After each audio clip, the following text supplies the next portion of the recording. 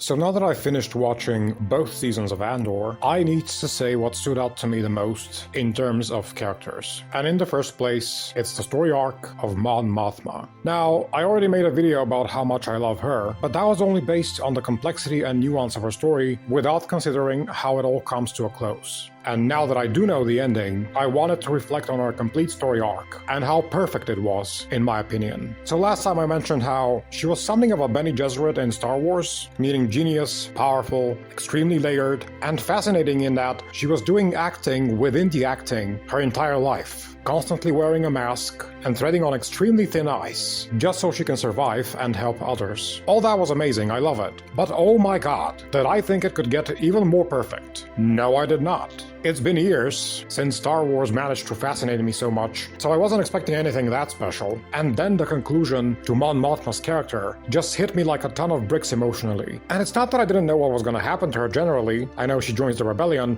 but I didn't expect Andor to depict this transition so wonderfully. And so why did it impress me so much? Because her transition into the rebellion was kind of portrayed like a psychological rebirth, a catharsis if you will. She didn't just have to escape a freaking building and get in a car, she had to realize what it means to actually fight an empire to the death. She had to see up close what it means to kill people. To see them die, not on broadcast from a distant planet, but just there at her feet. There weren't going to be any more political games, there wasn't going to be a mask any longer. In order to actually face and fight evil, all masks have to come off, all cards have to be put on the table, everything needs to be risked, people's lives included. And as she sees actual people dying around her because of what she has to do, she starts shaking and falling into complete shock. And then Andor is there to grab her by the hand, talk her into her senses, and guide her through the horror. It's literally like birth. It's painful to enter the actual world for the first time. It pains the eyes to see, and it pains the lung to breathe. And when you're faced with this utter shock, the choice is only one. You either do it and survive,